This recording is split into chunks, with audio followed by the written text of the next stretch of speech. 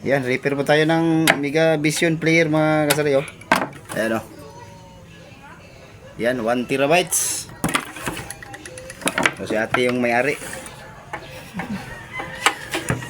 Parang sa mana, ngano na. Nag-vlog mo ko. Puto sa mga ayuhono na gina-upload. Oh, nana day. Ano tong Pusa. ngayon itong hapong matao. So yan mga kasari, no?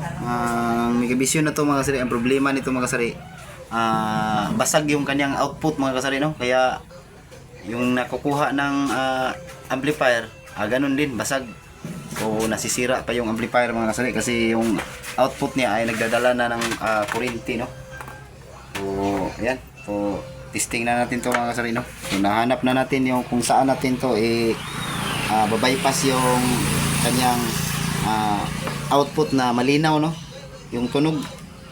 So update ko na lang kayo. So ayan mga kamix, testing na natin, no? So ito yung kanyang problema mga kamix, oh. Ayan dito sa anong tawag ito, sa R. Ayan, no? Yan, pakinggan nyo yung tugtog mga kamix. Yan yung ang kanyang problema sa Mega Vision na to, no?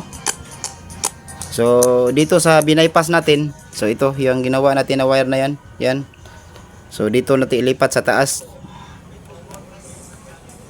Yan. Diyan tayo nag-bypass mga kamix. So ayan, malinaw na yung kanyang tugtog. Oh. So lipat natin sa may problema. Yan. Na yan, oh.